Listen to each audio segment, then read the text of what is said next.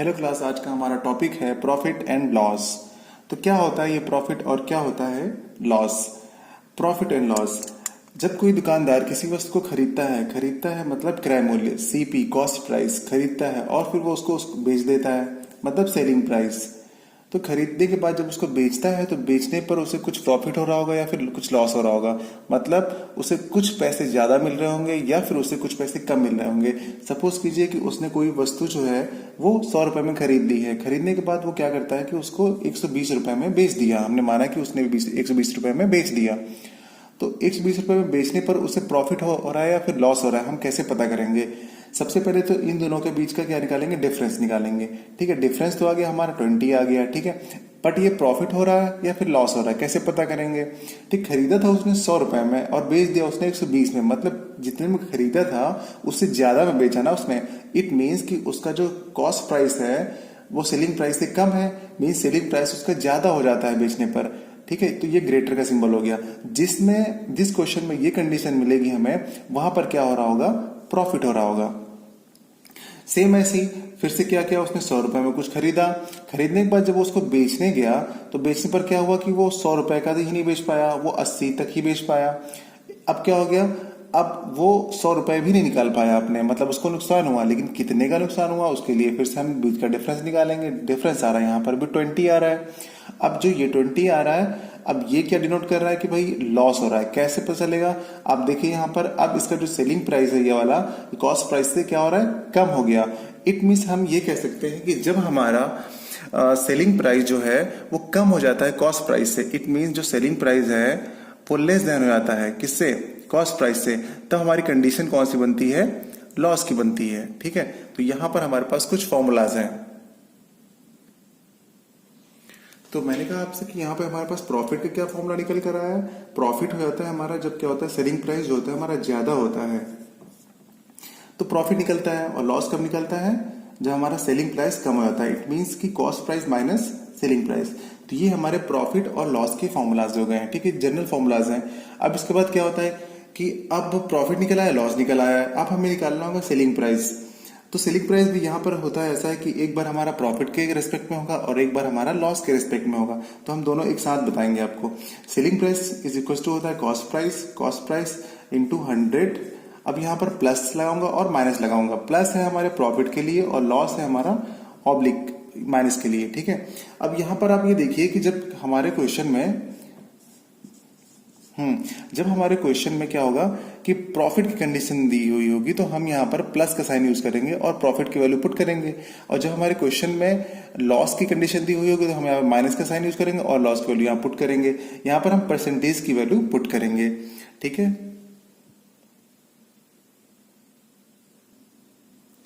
तो हमने यहाँ पर सेलिंग प्राइस का प्रॉफिट और लॉस के रेस्पेक्ट में फॉर्मूला देख लिया। अगर हमें कॉस्ट प्राइस निकालना होता है तो हम क्या कर देते हैं, यहाँ पर सेलिंग प्राइस इंटू 100। अब क्या होता है, यहाँ पर डिनोमिनेटर में वैल्यू आ जाती है 100 प्लस प्रॉफिट।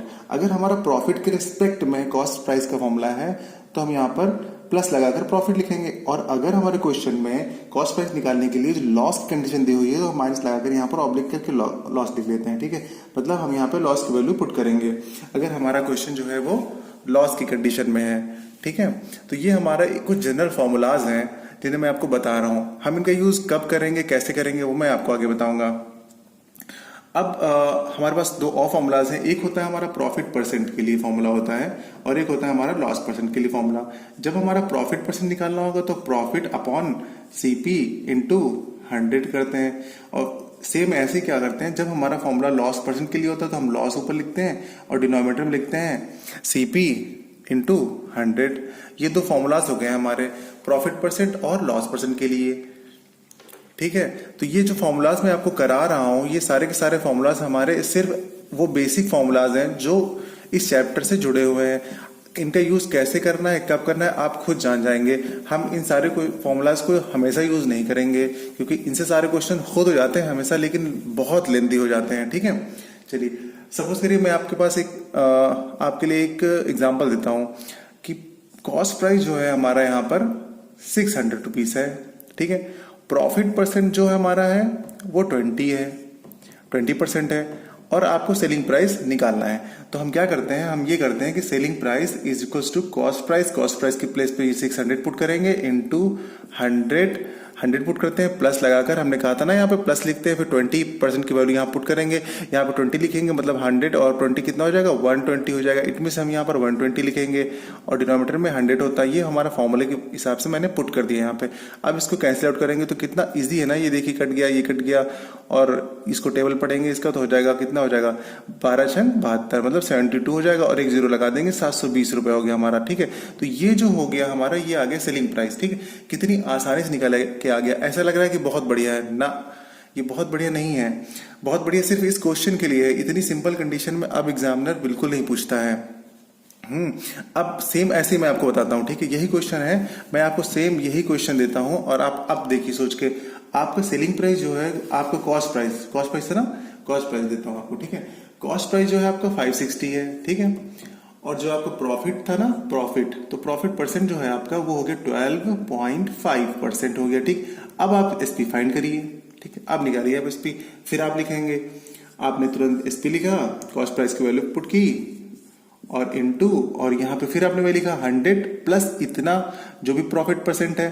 तो यहाँ पे जब इसको ऐड करोगे ना तो 112 हो जाएगा, 0.5 हो जाएगा, और डिनोमिनेटर में आपका 100 होता है। अब देखिए आप, मेरा यहाँ पे मतलब क्या मीन्स है आपको समझाना ये कि जो भी ये कंडीशन इतनी निकल के आ रही है, क्या ये कैलकुलेशन आपके लिए बहुत ईजी है? अब वैसे बिल्कुल सिंपल से डिजिट दे दे एग्जामिनर, ये तो बहुत ही मुश्किल है आजकल। ठीक है, कि कंपटीशन इतना ही है, इसलिए मतलब आप देख सकते हैं यहाँ पर कि इतनी कैलकुलेशन को हम बहुत कम टाइम पे कैसे कर पाएंगे। भाई इसको सॉल्व करने में मुझे लग रहा है कि आप लोगों को 1 मिनट लग जाएगा, जिसकी कैलकुलेशन बहुत फास्ट होगी, भले वो बहुत जल्दी कर पाए। अदरवाइज जो जनरल से सारे बच्चे हमारे आते हैं साधारण, उन बच्चों में सारे लोग, आप लोग खुद अपने घर में मोबाइल में या फिर घड़ी में देख के करिएगा कि आपको ये करने में कितना टाइम लगता है। भाई मुझे लगता है कि काफी ज्यादा टाइम लग जाएगा। मुझे इस क्वेश्चन को यही समझाना था कि भाई ये वाला मेथड जो है आप कब अप्लाई करेंगे और कब नहीं करेंगे। चलिए इसी क्वेश्चन को मैं आपको फिर से बताता हूं। ठीक, अब देखिए मैं कैसे आपको बताऊंगा कि भाई आप कैसे करें इस क्वेश्चन को। आप क्या करिए कि जैसे ही इस टाइप के क्वेश्चन आए जो यहाँ पर डिफिकल्ट कैलकुलेशन वाले क्वेश्चन, ठीक, तो आप क्या करेंगे, आपको सेलिंग प्राइस निकालना है ना, आप सेलिंग प्राइस निकालिए, क्वेश्चन वही रहेगा, वही आंसर निकलेगा, बट कैसे। यहाँ पे लिखा हुआ 12.5%, आप इसको लिख सकते हैं 1/8। ठीक, आप इसको सॉल्व करेंगे, फ्रैक्शन में 100 लाएंगे और कटपिट करेंगे तो 1/8 आ जाएगा आपको। ठीक है, 1/8 आ जाएगा। तो जब आपने इसको फ्रैक्शन में चेंज कर दिया तो नीचे की जो वैल्यू होती है वो होती है आपकी कॉस्ट प्राइस, और ये ऊपर क्या है भाई, प्रॉफिट का केस था ना, तो ये तो हमारा प्रॉफिट है। ठीक है, अब ये हो गया कॉस्ट प्राइस, ये हो गया प्रॉफिट। तो हमने एक फॉर्मूला पढ़ा था ना अभी आपके साइड में यहाँ पे, कि यहाँ पे था आपका प्रॉफिट के केस में था selling price minus cost price, की फॉर्मूला बताया था ना आपको मैंने।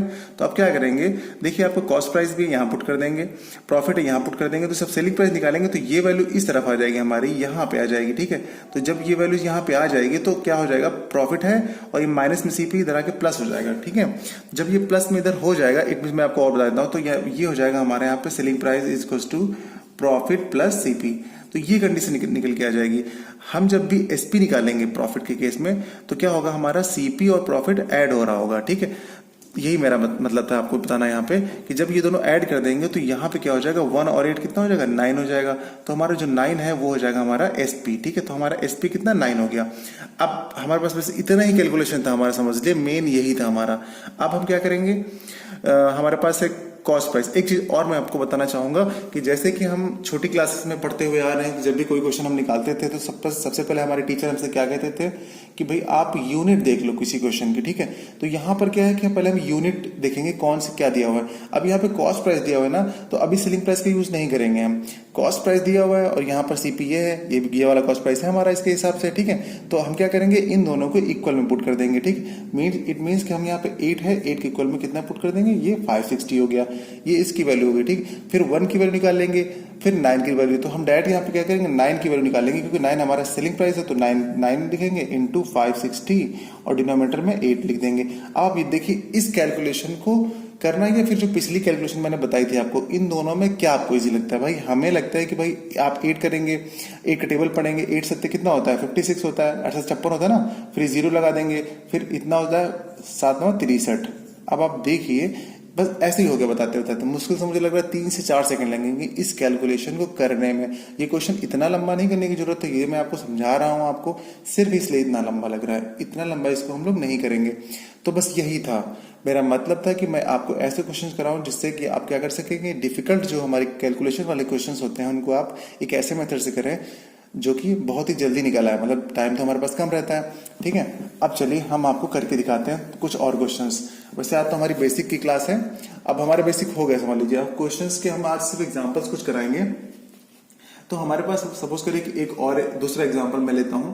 हमारे पास जो अगला एग्जांपल है उसकी वैल्यू है हमारे पास यहाँ पे सेलिंग प्राइस। अब एक कॉस्ट प्राइस निकाल के स्लिप में दिखाया, अब इसमें हम सेलिंग प्राइस निकाल के दिखाएंगे। सेलिंग प्राइस हमारा 560 है, ठीक है। पहले में कॉस्ट प्राइस दिया हुआ था, अब हमारे में सेलिंग प्राइस दिया हुआ है, ठीक। अब सेलिंग प्राइस इतना दिया हुआ है तो हमारा प्रॉफिट परसेंट की वैल्यू कितनी दी हुई है, 66 2/3%, ठीक है। ये दिया हुआ, क्या निकालने की कहा गया हमें क्वेश्चन में, एसपी दिया हुआ है, प्रॉफिट दिया हुआ है, इट मींस सीपी हमसे पूछा गया है। तो सीपी हमसे पूछा गया है कि सेलिंग प्राइस क्या है। मतलब एक दुकानदार ने किसी वस्तु को 66 2/3 प्रॉफिट पर बेचा है। कितने में बेचा है, 560 रुपए में बेचा है। तो बताइए उसका क्रय मूल्य कितना है। अब हमें इसका क्रय मूल्य बताना है। तो क्रय मूल्य के लिए मैंने क्या कहा आपसे कि आप पहले इसको ब्रेक कीजिए। इसको ब्रेक करने के लिए आप क्या लिखेंगे, इसका कितना होता है भाई, ये क्या लिखा हुआ है आप ध्यान से देखिए। तो ये लिखा हुआ है 33, 1/3 होता है ना, तो उसका 1/3 होता है तो 2/3 लिख लिया। अगर 2 से मल्टीप्लाई कर दिया, इट मीन इसको लिख सकते हैं हम 2/3। अब 2/3 लिखा गया तो नीचे वाला मैंने आपको बताया था कि ये होता है हमारा सीपी, और ये है हमारा क्या, प्रॉफिट के केस में है तो ये हमारा प्रॉफिट है। और जब यहाँ पे हम एसपी निकालते हैं तो 3 हो गया 2 हो गया, दोनों को ऐड कर देंगे तो हमारा कितना आ जाएगा, 5 आ जाएगा। मतलब यहाँ पे हमारा ये एसपी आ गया, ठीक है। तो ये एसपी हो गया, सीपी ये हो गया। अब मैंने कहा था फिर इसके बाद अब क्या करेंगे, अपने क्वेश्चन में देखिए क्या दिया हुआ है आपको, सेलिंग प्राइस दिया हुआ है। अब यहाँ पे हमारा सेलिंग प्राइस दिया है क्योंकि यूनिट हमें सेम करनी है, तो यहाँ पे हमारा 5 आ गया। 5 की इक्वल में हम 560 पुट करेंगे, और फिर हमें निकालना क्या था, सीपी। तो सीपी की वैल्यू ये, हम यहाँ पे सीपी पुट करेंगे और यहाँ पे हम 3 × 560 अपॉन में 5, बस इसको कट करना है हमें। 5 × 5 हो गया और 5 × 5 हो गया, 5 2 इतना हो गया। इसको जस्ट 3 टाइम्स कर देंगे इसको, बस हो गया हमारा आंसर। 3 2 6, 3 ये हो गया हमारा आंसर। यही हमारा सीपी आ गया। अब देखिए ये हमारा सीपी है। नेक्स्ट क्वेश्चन, अभी मैंने आपको एक करा दिया है प्रॉफिट के केस में सीपी निकालना और एक करा दिया एसपी निकालना। अब हम क्या करेंगे, अब हम लॉस कर लेते हैं। चलिए एक क्वेश्चन है हमारे पास कि कोई दुकानदार किसी वस्तु को 560 रुपए में बेचता है, ठीक है। कोई दुकानदार किसी वस्तु को 560 रुपए में बेचता है, 560 रुपए में बेच दिया उसने, ठीक है। अब क्या करेंगे,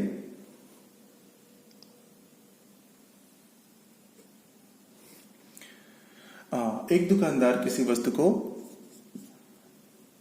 कितना 1210 रुपए में बेचता है, और उसको इस वस्तु को बेचने पर प्रॉफिट कितने का होता है, 37.1/2% का प्रॉफिट होता है, ठीक। इतने का उसे प्रॉफिट हो रहा है। जब कोई दुकानदार किसी वस्तु को 1210 रुपए में बेचता है तो उसे 37.5% का प्रॉफिट होता है। तो आप बताइए उसका कॉस्ट प्राइस क्या है, सीपी पूछा गया है क्वेश्चन में, ठीक है। अब क्या करेंगे, हम फिर वही काम करेंगे भाई। यहां पर क्या करेंगे, हम इसको ब्रेक कर लेंगे। तो इसका ब्रेक कितना रूल होगा, इसका 3/8। जब इसको हम सॉल्व करेंगे तो इसका 3/8 ही आएगा।